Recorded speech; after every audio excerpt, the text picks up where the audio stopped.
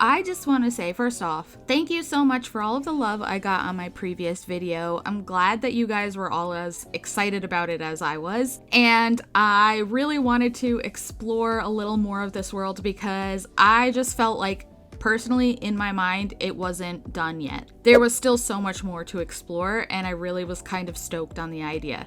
So this video, we're gonna just explore the world a little more, including the little familiars that are going to be alongside the characters, and we are adding a skunk girl. I heard you guys, and I wanted to add a skunk girl. I just ran out of time last time, so I'm going to add her because she is supposed to be part of the team. We're doing the little familiars, we're doing the skunk girl, and we're doing kind of like character sheets with weapons and stuff like that on there as well. So we have a lot in this video.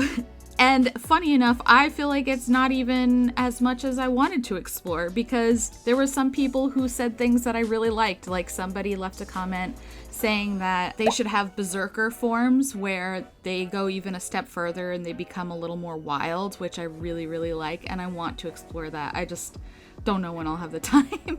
I also heard a lot of people say I should include rats and mice and foxes, and there are so many, and since there are so many different kinds of trash animals around the world, I think it would be so cool to have these trash magical girls be region specific. And I think that's a really fun idea, and I just wanted to let everybody know that you guys are more than welcome to participate in this world, I guess, and draw your own characters.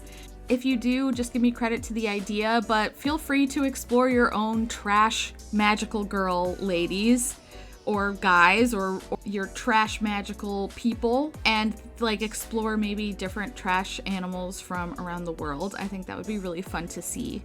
I did want to also include a rat man because I thought that that would be really funny in the sense of like a tuxedo mask type character, except it's like a rat guy. So I wanted to draw that, but I also ran out of time for that one. But it is kind of brewing in my head.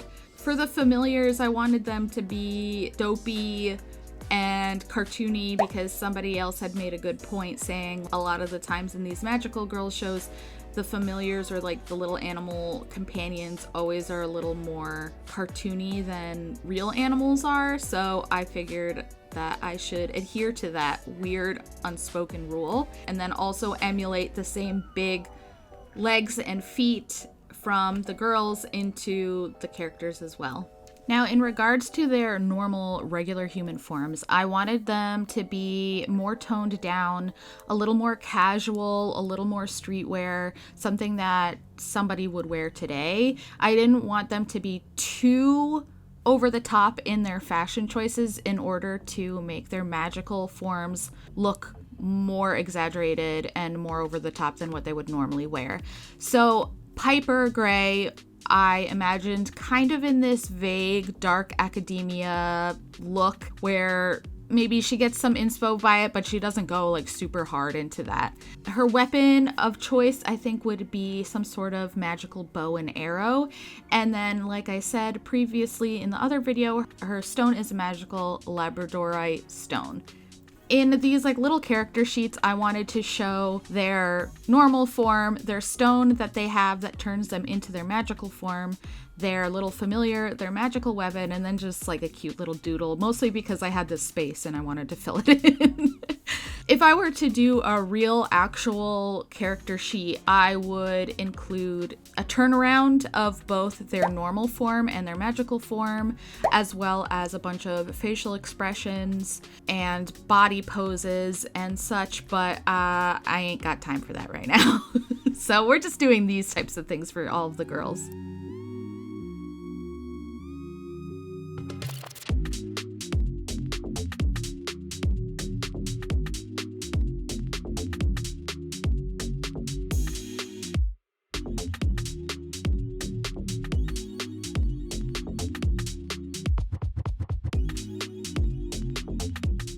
So for Stevie Knox, I think that I wanted her fashion to be a little grungy, but also like a little cute maybe. I thought it would be a really good idea to give her big baggy like Junko style pants that had pockets because then I think she could just store a lot of things in her pockets, and I felt like that was appropriate for a girl who became a raccoon. Maybe she's a slight kleptomaniac and she just steals things and sticks them in her pockets or something. I don't know. I just like the idea of a giant baggy pants with a ton of pockets. Again, I wanted her outfit to be a little more subdued, not as over the top, because I wanted them to look a little more boring and bland. Not super boring or anything, but just like a little more than what their magical form would be. As for what brushes that I normally use, I will put the names of them down in the description box below.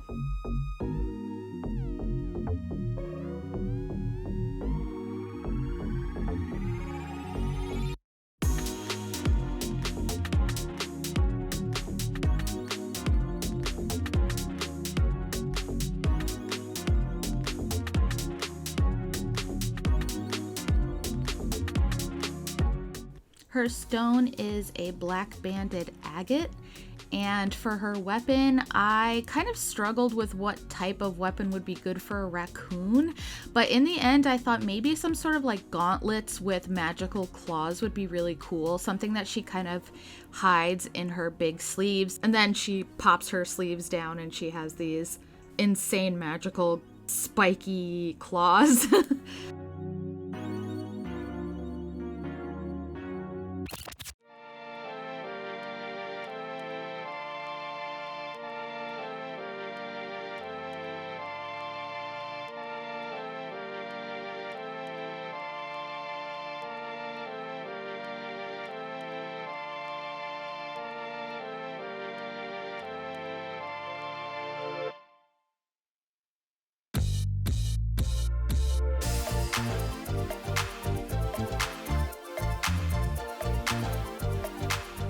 I like to imagine that together these two get into a lot of trouble. I think that they are the ones that cause the most problems in the group, and they're a little bit of a chaotic good. That's kind of how I imagine them to be. I think that she's already a little bit of a Spitfire, and then with the added addition of Ruckus, her little familiar, it gets even worse. Now for Sylvie Hollow, I wanted her fashion also to be like a big hoodie, but I wanted to make sure that it didn't look like the hoodie that she was wearing as a magical girl. So it still had to be kind of oversized, but not anything as exaggerated as her magical girl form. So I opted for kind of just a regular hoodie and then a plaid shirt underneath with some leggings and some socks and some sneakers. Just something casual and cozy, because I feel like she would be kind of a casual, cozy girl. She kind of keeps to herself, a little more quiet, and maybe she's a little sleepy. I think somebody had said in the comments, I don't know if I imagined this or not, but somebody said that she should have like a sleeping disorder like narcolepsy or something. I don't know. Could be kind of cute. I'm not sure. I just thought it was like a fun little tidbit that somebody said.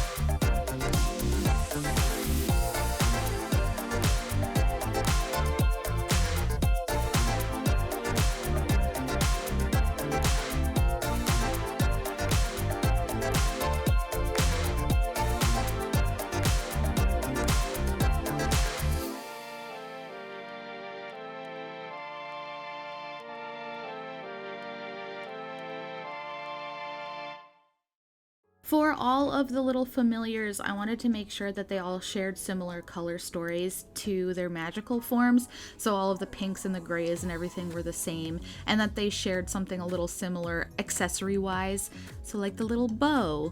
For her stone, she has a moonstone, and for her staff, I was thinking that maybe she had some sort of staff that had a watch that hung off of it so she could lull people to sleep. Kind of like when you hypnotize somebody with a little watch. I think I was going down that same kind of path. Also, her moonstone kind of is held in the middle of this moon-shaped symbol on her staff as well.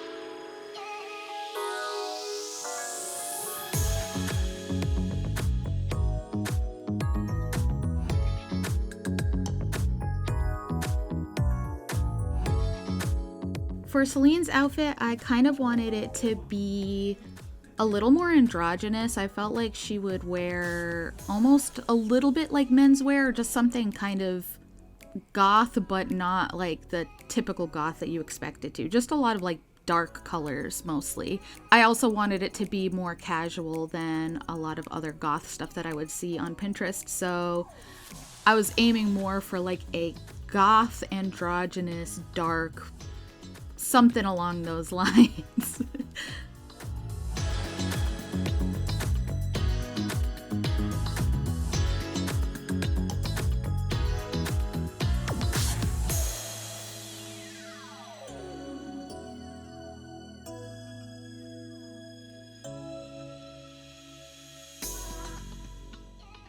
Next up is Celine Crowley and her little familiar, who's this little crow with a hoodie.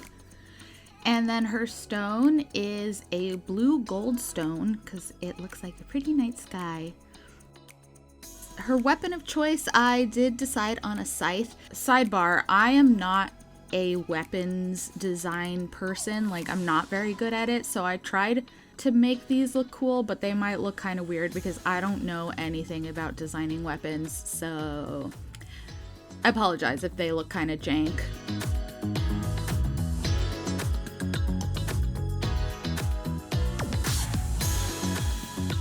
I imagine her little crow familiar always finds her little trinkets, and that's why its name is Trinket.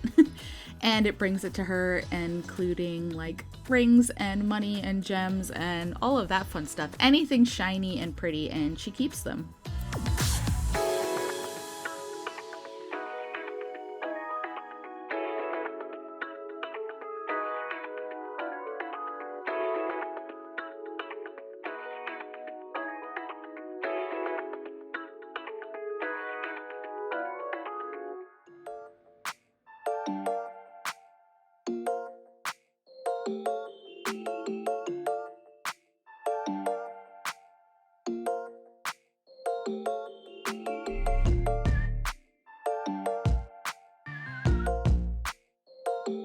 Now we move on to the girl that I'm sure a bunch of you are waiting for, which is the skunk girl. Please ignore my dog who is playing with a toy in the background if you hear weird growling.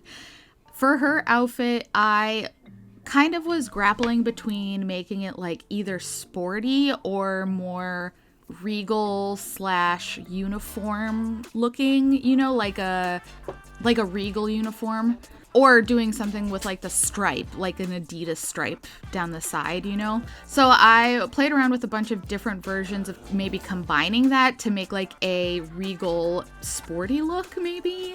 And so I played with a bunch of different outfits, but in the end I decided I did want to keep a stripe because I felt like it was only appropriate for a skunk. Like she needs like a stripe down the side or something in her outfit to mimic that kind of design choice.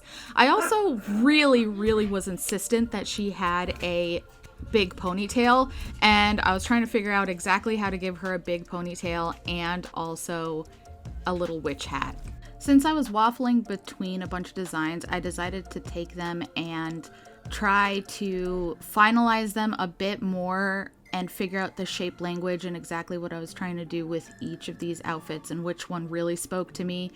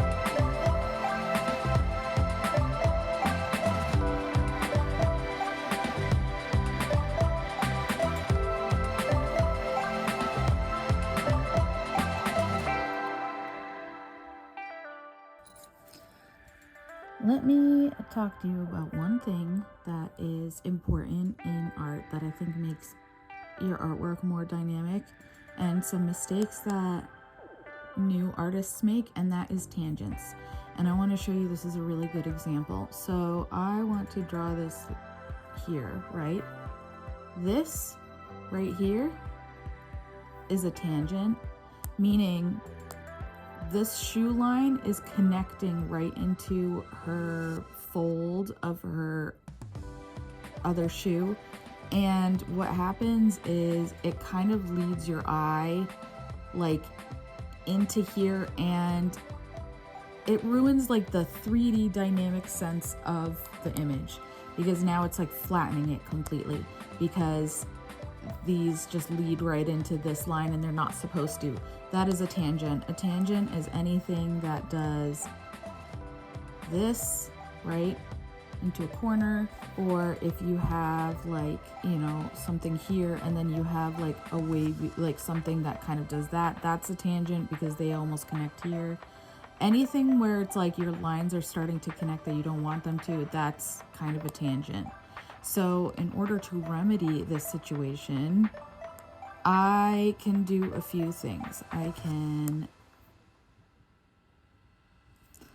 It looks like I really want her shoe to be here. So that means we're gonna fix these wrinkles. So I don't want these, and you don't want it too close either. This is bordering on too close, but I think I can get away with it. I still think it's a little close. We could technically take this leg and kick it back even more, but for now, I guess it's good enough. But you just don't want things to connect in a way that they're not supposed to. We could even do this. And I think that's even better.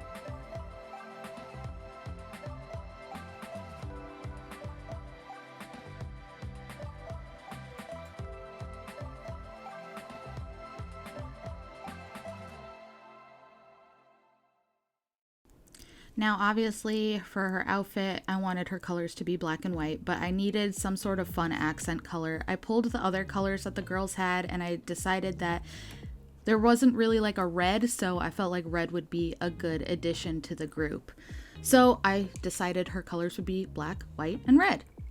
Also, you might see me do this a bunch through all of this, is I put this bright color down as my shadow, and then I make sure it's on another layer, and then once I'm done, I set it to multiply and adjust the opacity, and then you have like a nice cell shaded shadow line.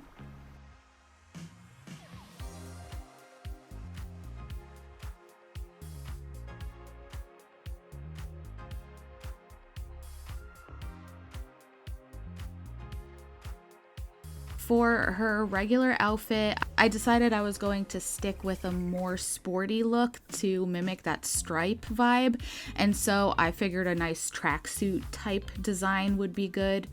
I was gonna give her a ponytail, but I didn't want it to be too similar to the ponytail she had. I figured it would be good to have her hair down.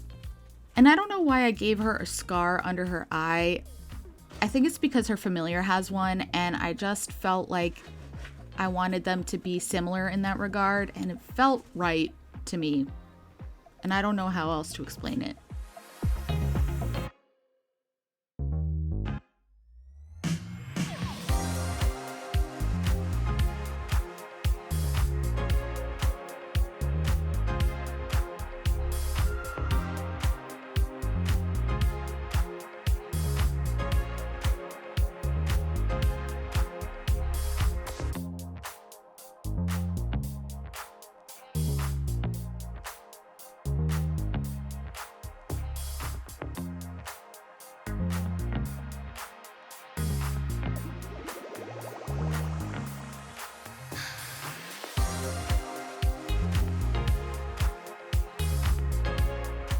Her magical stone is a zebra jasper because obviously it's black and white striped.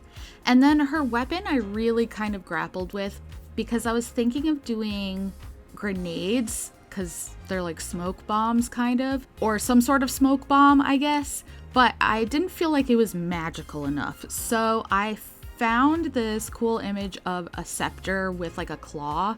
And I thought that maybe what I could do is do like a skunk claw holding a smoke bomb or like a smoke grenade or something like that she could detach and throw. She could basically summon these different types of smoke bombs from her scepter, and then she also had a scepter that she could like wave around and release certain types of fumes like sleep fumes and all that type of stuff. So with that all said and done, let's look at the final sheets. So first up is Piper Grey. Once she gets her magical labradorite stone, she turns into Plumora, who is based off of pigeons. Her little familiar is Niblet, who is her cute little pigeon with a bow tie. And her magical weapon is a bow and arrow that is based off of pigeon wings and have the same kind of shiny, iridescent look speckled throughout. And she just loves to spend time with Niblet. She just likes to groom him and pet him, and he only has one brain cell.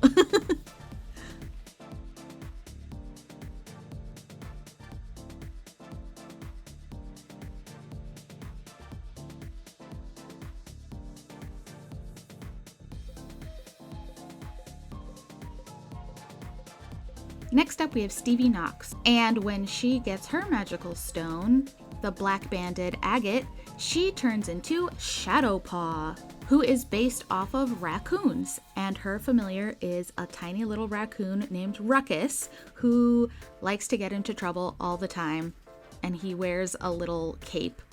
Her magical weapon is a pair of raccoon claw gauntlets that have these magical blades on the end that she can do a lot of magical slashing damage with. Together, her and Ruckus get in a lot of trouble and steal a lot of things, and basically are very chaotic good, cause a lot of turmoil.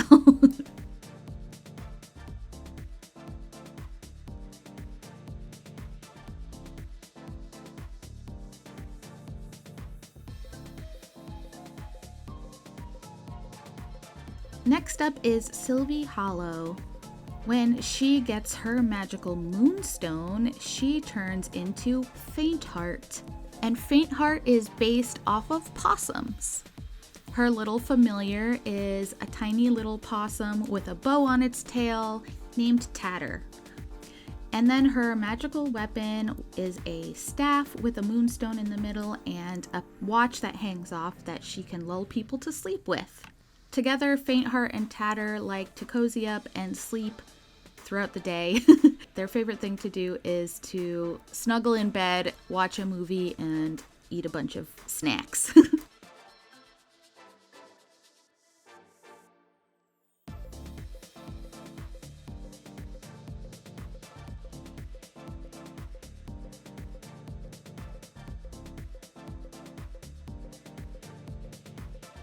Next up is Celine Crowley, and when she gets her blue gold stone, she turns into Cawthorn. And Cawthorn is based off of the crow, and her familiar is a little crow with like a little hoodie type outfit on, named Trinket.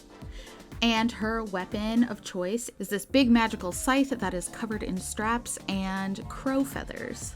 Together, her and Trinket are kind of like tricksters, and Trinket always provides her with little goodies he finds around that are shiny and nice, like people's rings.